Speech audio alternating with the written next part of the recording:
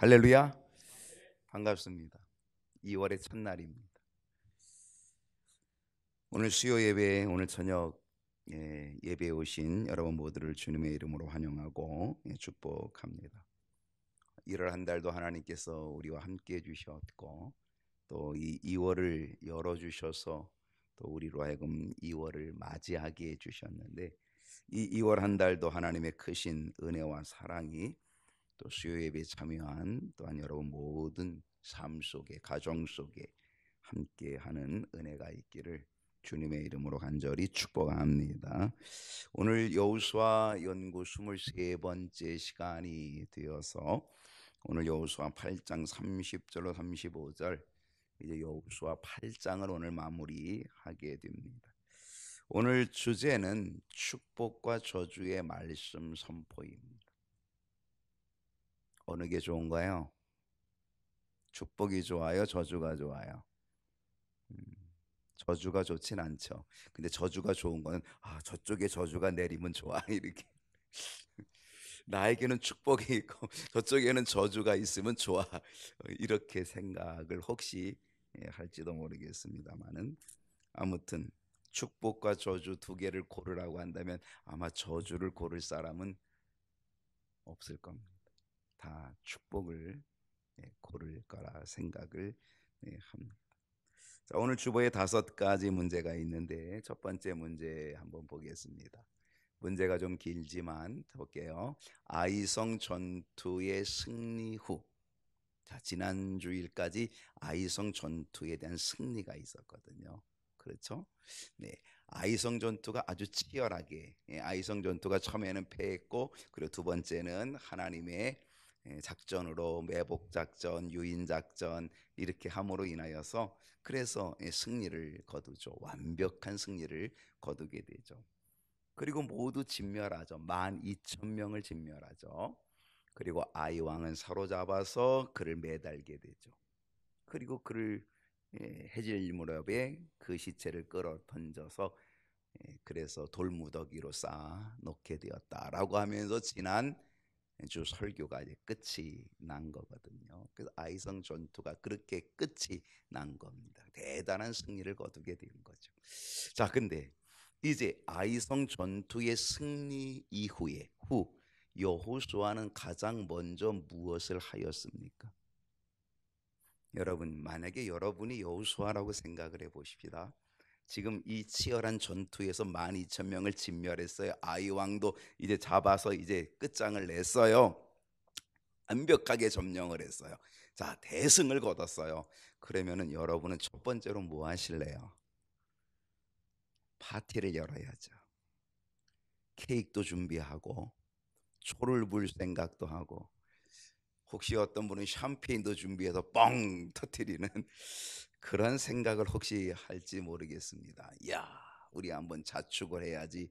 우리 한번 축제를 벌여보자. 지금까지 고생했고 이렇게 대성을 거뒀으니 우리 한번 기념해보자라고 그렇게 생각을 했을런지 모릅니다. 여호수아는 뭐 했을까요? 뭐 했을까요? 뭐 한 것 같아요? 네, 오늘 말씀 읽었지만 그냥 읽었기 때문에 아마 여러분이 잘 모를 거예요. 자, 말씀 보겠습니다. 30절 말씀을 보겠습니다. 여호수아가 뭐 했는지 한번 보세요. 그때의 시작.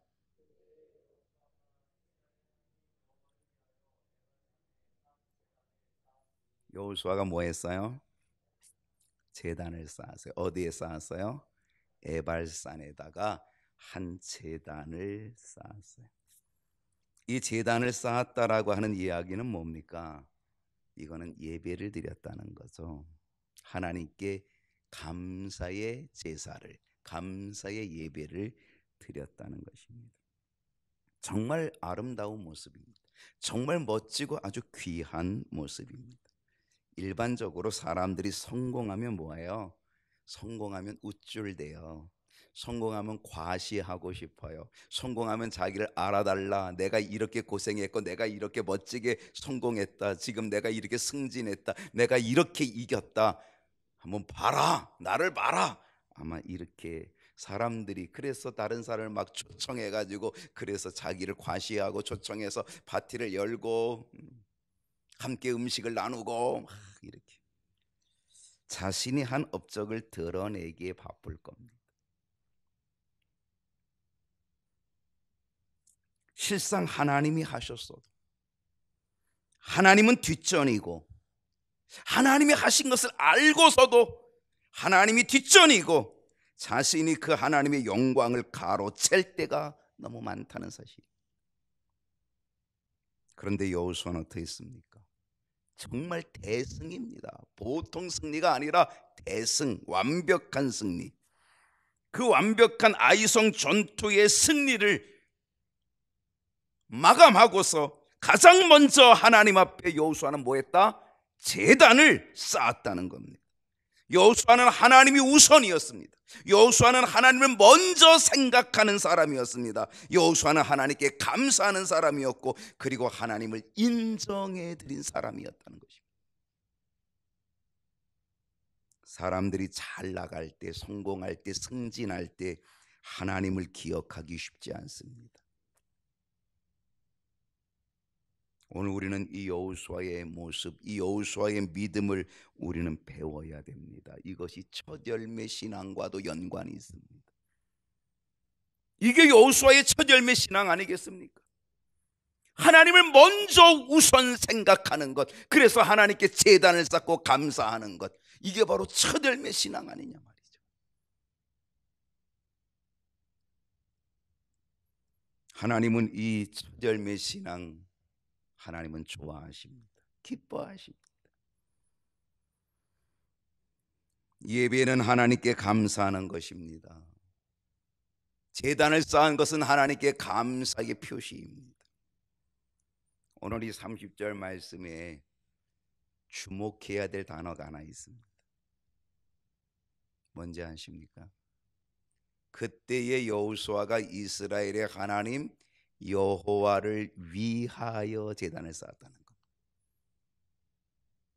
여호수아가 가장 먼저 하나님께 제단을 쌓았다라고 하는 건 대단히 중요한 일입니다. 그건 첫 열매 신앙으로 아주 멋진 모습입니다. 그런데 아주 중요한 것은 여호수아가 이 제단을 어떻게 쌓았냐는 거예요. 여호와를 위하여. 여호와를 위하여. 예배는 이렇게 돼야 합니다. 이게 멋진 예배입니다. 이게 진정한 예배입니다. 예배는 여호와를 위하여 제단을 쌓아야 된다는 사실입니다.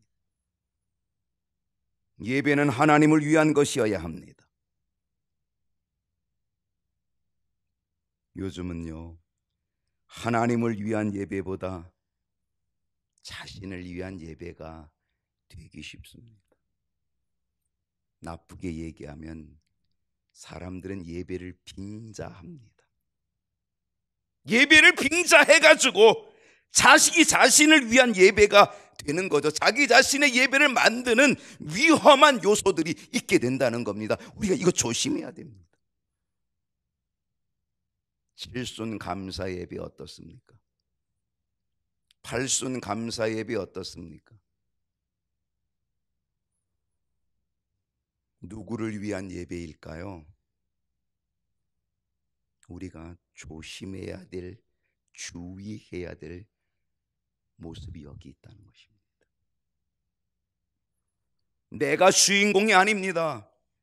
내가 예배의 주인공이 될 수 없습니다. 하나님이 주인공이 돼야 된다는 사실입니다. 그런데 우리는 예배를 빙자해서 우리는 자기가 주인공이 될 때가 있다는 것입니다. 내가. 은퇴 차나 예배 나쁜 거 아닙니다. 나쁘다는 얘기가 아닙니다. 제가 칠순 감사 예배 나쁘다는 얘기가 아닙니다. 팔순 감사 예배가 나쁘다는 얘기가 아닙니다. 조심해야 된다는 겁니다. 은퇴 차나 예배, 취임 감사 예배, 누가 주인공일까요? 하나님입니까? 나입니까? 솔직하게 얘기해 보십시다. 누가 주인공입니까? 예배는 반드시 하나님을 위한 예배여야 합니다. 저희 아버님이 은퇴를 하고 제가 그 뒤를 이어서 목회를 11년 2개월을 했습니다. 저희 아버님이 중부연회에서 은퇴를 했는데 은퇴 찬화식이 있었죠. 예배가 있었죠. 그리고 대부분이 또 교회에서 또 은퇴 찬화를 또 하든지 그렇게 하거든요. 그러니까 제가 이제 후임이 담임이 됐잖아요. 그래가지고 우리 아버님한테 아버님 은퇴 찬화 예배 준비할까요? 아버님이 절대 안 된다. 이미 나는 중부연에서 은퇴했어. 그거로 끝이다. 은퇴 찬화 예배도 안 했고요. 담임 목사 이취임 예배도 없었고요. 그냥 제가 뒤를 이어서 그냥 후임 목사가 되었던 거죠. 제가 경인교회 2006년도에 왔습니다. 17년이 됐는데 제가 여기 오면서 장로님들한테 사실 부탁을 했습니다. 취임 예배 안 하면 안 될까요? 담임 목사 취임 예배 안 했으면 좋겠습니다. 저는 하고 싶지 않았거든요. 근데 우리 장로님들이 그거 해야 된다고. 그래서 제가 또 오자마자 또 그거 갖고 충돌을 일으킬 필요가 없어서 일단 한 발 물러서고 제가 담임 목사 취임 예배를 사실 했습니다. 불편하지요. 죄송스럽지.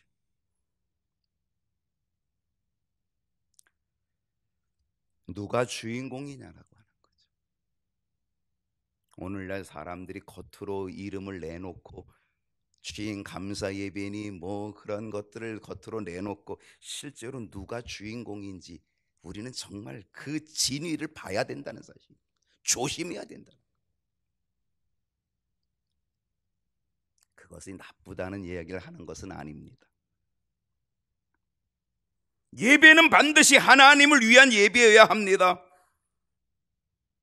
때로 예배는 은혜 받음도 목적이 되어서는 안 됩니다.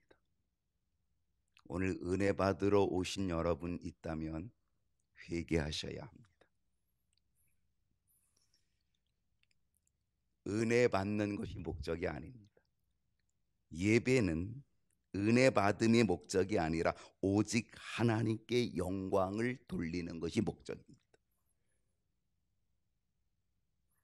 이게 우선순위가 돼야 돼요. 하나님께 영광을 돌리면 은혜는 보너스로 하나님이 주십니다.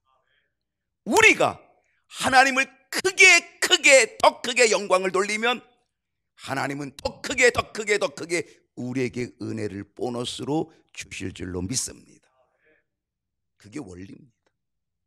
이게 우선순위가 바뀌니까 예배 틀렸어. 괜히 예배에 시험이 드는 겁니다. 왜? 예배 은혜 받으러 왔는데 은혜 못 받고 가거든요. 그러면 시험 드는 거잖아요. 여러분, 예배는 실패할 수가 없습니다. 우리가 하나님께 영광을 돌리러 왔기 때문에, 우리는 하나님을 찬양하기 위해 왔기 때문에 우리는 찬양하는 일에 실패할 수도 없고 하나님께 영광을 돌리는 데 실패할 수 없습니다. 은혜 받으려고 하니까 실패하는 겁니다. 하나님께 영광을 돌리는 그 심령이 되면 하나님은 보너스로 우리에게 은혜를 허락해 주실 줄로 믿습니다. 여호수아는 이 하나님의 이름, 여호와 하나님을 위하여서 제단을 쌓았다는 것. 저는 이 귀절이 얼마나 소중한지 몰라요. 하나님 여호와를 위하여 에발산에 한 제단을 쌓았다. 그가 제단을 쌓은 것은 자기의 공적을 드러내고 내가 이렇게 승리했다 과시하려고 제단을 쌓은 것이 아니라 하나님 여호와를 위하여 제단을 쌓은 줄로 믿습니다. 오직 하나님을 위하여 제단을 쌓고 예배드리는 우리 모든 식구들이 될 수 있기를 축원합니다. 두 번째 문제는 여호수아는 제단을 어떻게 쌓았습니까? 어떻게 제단을 쌓았는지 아세요? 31절을 보면 자, 한번 여러분이 읽어보십시오. 31절. 그리고 어떻게 쌓는지 보세요. 이는 시작.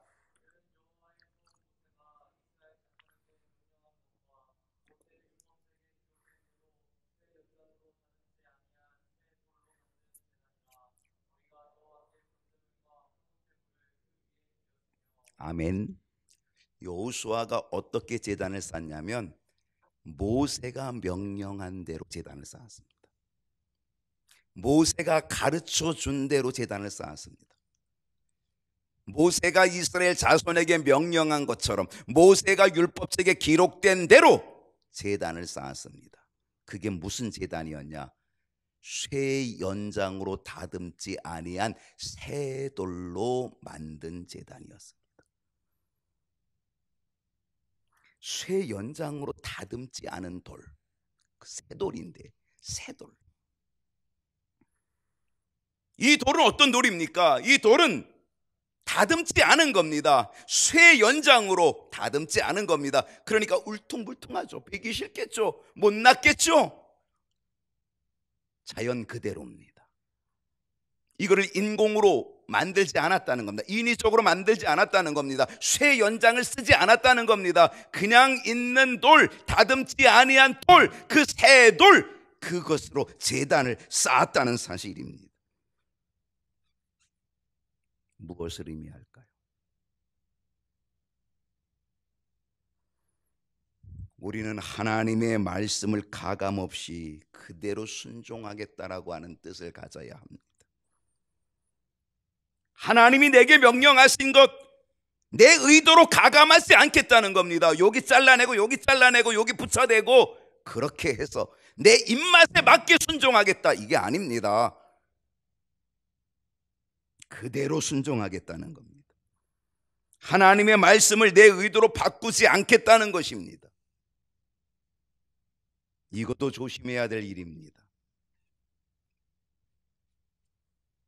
하와는 마음대로 바꿨습니다. 반드시 죽으리라, 죽을까 하노라, 이렇게 바꿨습니다.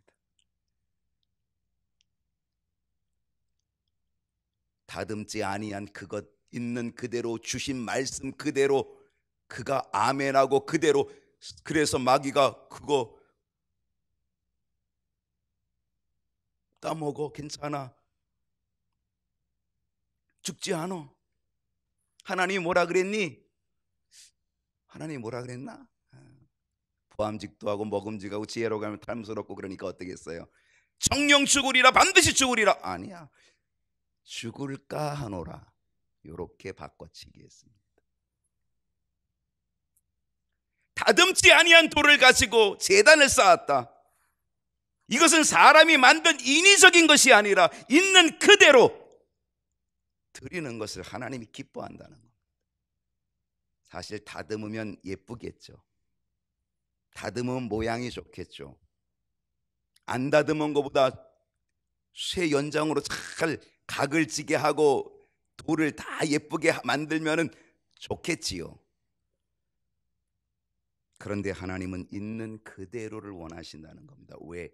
가공한 것은 진실성을 훼손할 수 있다는 것입니다. 하나님은 외모가 아니라 중심이 더 중요한 것입니다. 진실이 훼손된다는 거예요. 괜히 가식을 부리려고 하다가, 괜히 겉만 예쁘게 하려고 하다가 진실이 훼손된다는 거예요. 그래서 쇠 연장으로 다듬지 말라, 그런 얘기입니다. 내 모습 이대로 주 받으옵소서.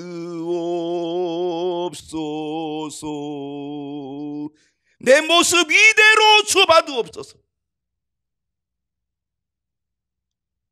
하나님 앞에 우리는 가식을 부릴 필요도 없다는 겁니다. 하나님 앞에 우리는 숨길 것도 없다는 겁니다. 하나님은 모든 것을 아시니 있는 그대로 드리면 되고, 괜히 걸칠해 할 것도 없고, 괜히 숨길 것도 없고, 싸맬 것도 없고, 포장할 것도 없다는 거죠.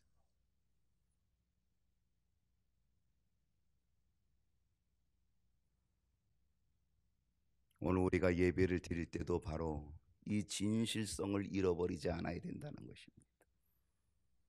인위적으로 만들어 가지고 보이기 위해서 뭔가 해보려고 하는 건 안 된다.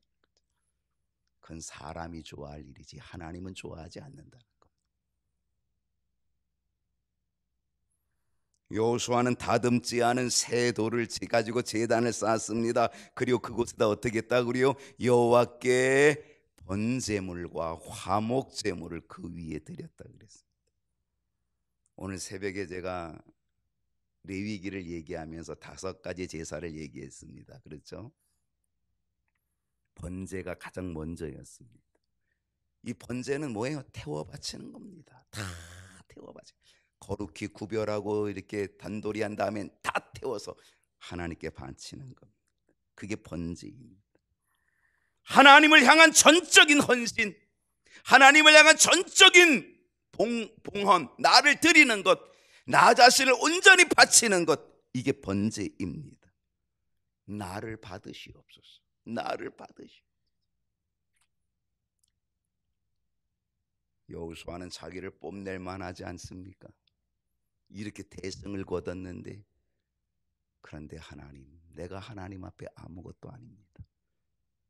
나를 태우니 나를 받아주십시오. 나는 그냥 태워져야 돼. 그러니까 그냥 전적으로 나 자신을 받아주십시오. 번제를 드리는 것. 거기다가 화목제를 드렸습니다. 화목제는 말 그대로 화평을 위한, 화목을 위한 제사입니다. 하나님과 평화를 누리고 하나님과 교통하는, 교제하는 것을 목적으로 드리는 제사라고 하는 것입니다. 여러분, 우리가 하나님 앞에 번제를 드리면, 정말 나 자신을, 이 내 모습 이대로를 정말 번제를 드리면 하나님은 그곳에 임재하여 주셔서 우리와 함께 교통하여 주시는, 화목하게 하시는, 화목의 은혜, 교통하여 교제하게 하시는 하나님의 임재를 경험하는 은총을 우리에게 허락하여 주실 줄로 믿습니다. 우리의 예배가 이렇게 되도록 준비하며 기도하며, 그래서 예배의 성공자가 될 수 있기를 축원합니다.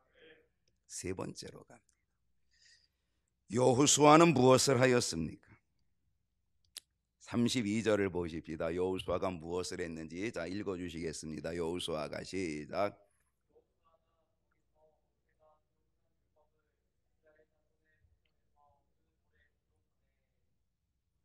여호수아는 모세가 기록한 율법을 그 돌에다가 기록합니다. 무엇을 느낄 수 있겠습니까? 돌에다가 기록한다. 종이에다가 기록하는 거와 돌에다 기록하는 것, 어떤 차이가 있는지 한번 생각해 보십시오. 종이에다 기록하는 거와 돌에 기록하는 거, 어떤 게 쉽고 어떤 게 어려운지는 잘 알겠죠. 종이에다 기록하는 것은 쉬울 수 있습니다. 돌에다 기록하는 것은 어려울 수 있습니다. 왜? 돌에다 기록하기 위해서는 돌을 어떻게 해야 돼요? 새겨야 됩니다. 돌에다가 새겨야 기록이 되잖아요.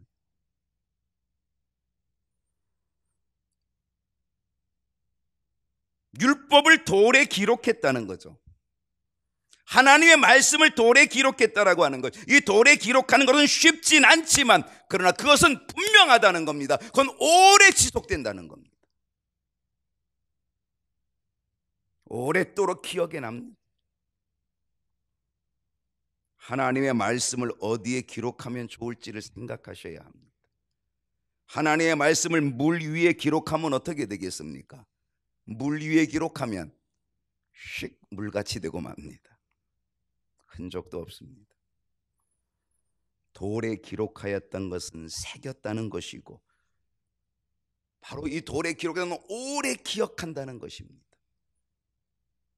돌에 기록했다는 것, 이것을 더 나아가서는 바로 우리의 마음판에 새겨야 된다는 의미가 있습니다.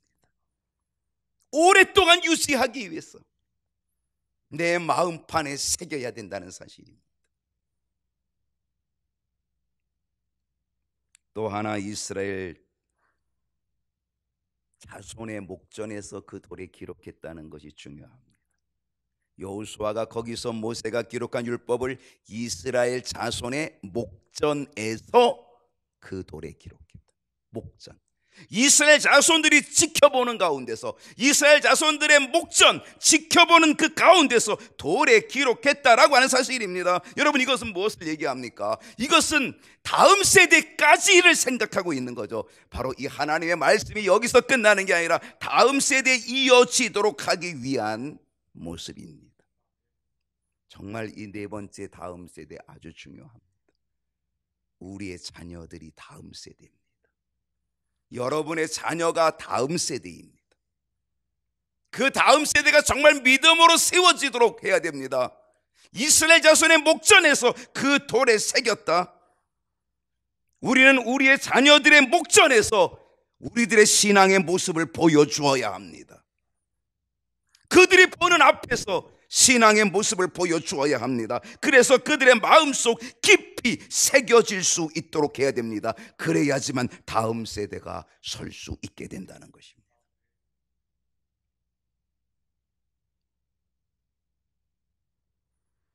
네 번째 문제로 갑니다.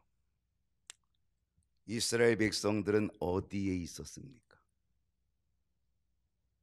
33절 말씀을 읽습니다. 오늘 본문 가운데 가장 긴 본문입니다.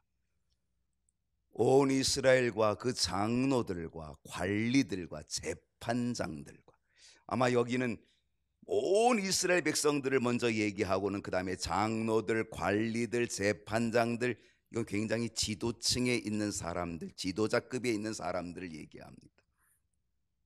그리고 본토인뿐 아니라 누구? 이방인까지도. 사실 유대인들은 이방인들을 정말 우습게 여겼거든요. 그런데 여기 보니까 이방인들까지도라고 하는 거.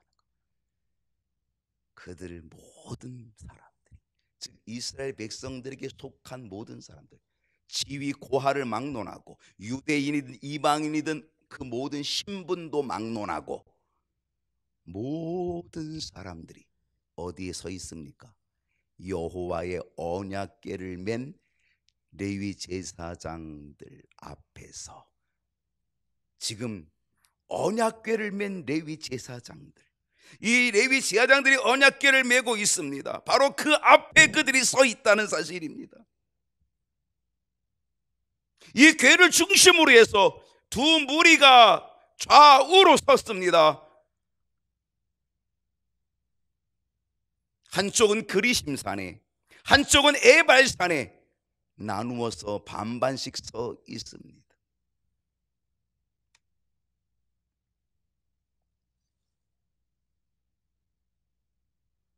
어떻게 서 있었다고요? 제사장이 법궤를 맨 그것을 중심으로 오른편과 왼편 반반씩 서 있었다는 사실입니다. 언약궤를 사이에 두고, 언약궤를 중심에 두고 좌우편에 서 있었다는 겁니다. 여러분, 우리는 어디에 서 있어야 할까요? 여러분은 어디에 서 계시면 좋겠습니까? 우리 모두는 언제나 하나님 앞에 서 있어야 될 줄로 믿습니다. 하나님 앞에 서 있어야 합니다. 우리는 말씀 앞에 서 있어야 하고, 우리는 하나님의 성전에 서 있어야 합니다. 성전 뜰을 밟는 자, 성전 뜰을 밟는 자, 그 사람은 복된 사람입니다. 성전 뜰에 서 있는 그 사람, 복된 사람입니다. 오늘 우리가 서 있어야 할 자리가 어딘지를 우리는 생각해야 됩니다.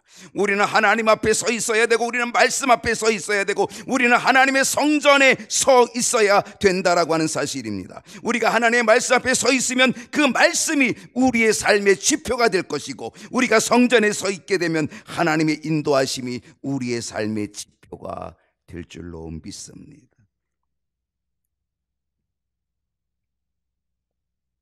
언제나 하나님의 말씀 앞에, 언제나 하나님의 성전 앞에 서 있는 저와 여러분이 되기를 소원합니다. 마지막 다섯 번째예요. 율법에 담긴 두 가지는 무엇입니까? 율법에는요 613가지가 있습니다. 그런데 이 613가지에 담긴 두 가지가 있다는 겁니다. 613가지의 율법에 담겨져 있는 두 가지가 있다.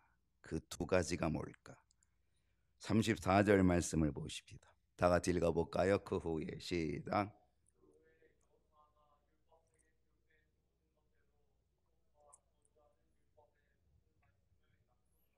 율법의 모든 말씀을 낭독합니다. 근데 율법의 모든 말씀이 두 가지가 되어 있다는 겁니다. 무엇과 무엇이? 축복과 저주. 율법에는 축복과 저주 두 가지가 들어 있다는 겁니다. 어떤 거 좋아하신다 그랬죠? 아까 축복을 좋아하신다 그랬죠. 그러면 축복을 택하셔야 합니다. 이스라엘 백성들이 선 곳은 축복의 산 그리심산, 저주의 산 에발산, 이렇게 반반씩 서 있었습니다. 그렇다고 해서 이스라엘 백성들이 절반은 그리심산에 서 있다고 해서 그 사람들은 축복을 받은 사람이고, 절반은 에발산에 서 있다고 해서 그들이 저주의 산이라고 해서 저주받은 사람이다라고 하는 것은 아닙니다.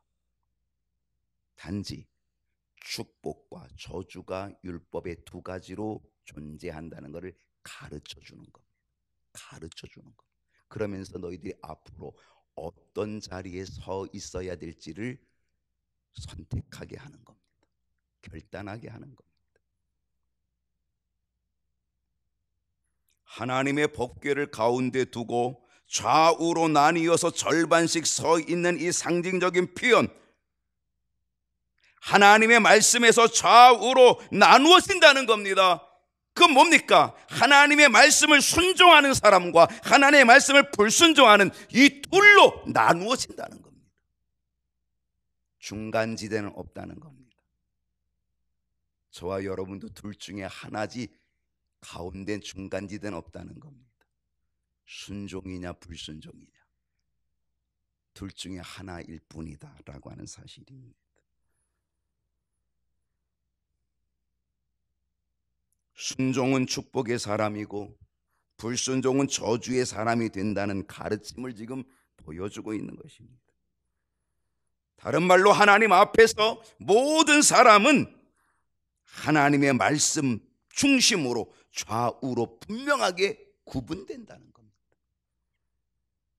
축복이든 저주이든 순종이든 불순종이든 둘로 나누어진다는 것이죠. 여러분 어디에 서 계시기를 원하십니까? 축복의 자리인가요?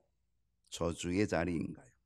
물론 축복의 자리 그리심산에 서 있기를 우리 모두 다 원할 것입니다. 그렇다면 우리는 반드시 그 그리심산 축복의 산에 서기 위하여 우리가 해야 될 일은 무엇이냐? 그건 순종입니다.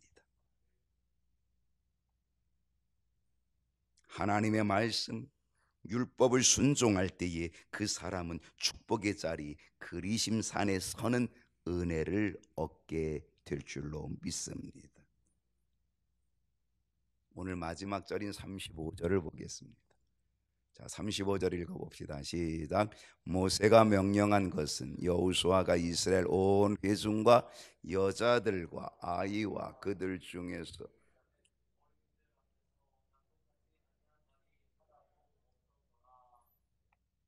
여러분 이스라엘 백성들은요 이방인들은 우습게 여깁니다. 또 유대인들 그 당시 고대 관습 중에 하나는 누구를 우습게 여기냐면 여인들을 우습게 여깁니다. 아이들을 우습게 여깁니다. 이스라엘 백성들이 출애굽한 것은 60만 명이라고 얘기하지만 60만 명은 장정들만 60만 명입니다. 거긴 어린아이나 여자들의 수는 들어가지 않았습니다. 예수님이 보리떡 5개 물고기 2마리로 5천 명을 먹이시고 12광줄이 남기는 기적을 일으킬 때에 그 5천 명은 바로 남자들 어른들을 얘기한 것이고 어린아이와 여자들의 수는 거기에 포함되지 않은 것입니다. 예수님 당시에도 여인들과 아이들은 숫자에도 들어가지 않았고요. 그 전에 구약에서 더더욱 여인들과 아이들은 숫자에도 들어가지 않았다는 겁니다. 그런데요, 그렇게 제외되었던 여자들도, 그렇게 제외되었던 아이들도, 그렇게 우습게 여겼던 이방인들도 축복과 저주의 말씀을 듣는 것에는 모두 다 동일했다는 것입니다. 똑같았다는 것입니다. 모세가 명령한 것은 여호수아가 이스라엘 온 회중, 여자들, 아이, 그 중에 동행하는 거류민, 이건 이방인들이겠죠. 거류민들 앞에서 낭독하지 아니한 말이 하나도 없었더라. 그러니까 여자들도 순종하면 축복의 자리에 있게 되고, 아이들도 순종하면 축복의 자리에 있게 되고, 이방인들도 순종하면 축복의 자리에 있게 된다는 사실을 보여주는 줄로 믿습니다. 놀라운 일입니다. 이게 구약에서 이렇게 얘기한다는 건 놀라운 일입니다. 그 당시 상황으로는 어림도 없는 것인데 대단한 것입니다.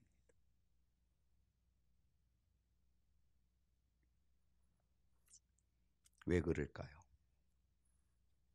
이것은 다음 세대까지도 들려져야 될 귀중한 말씀이라는 겁니다. 여자들은 어머니가 됩니다. 어머니는 아이들의 교육을 담당하는 주역입니다.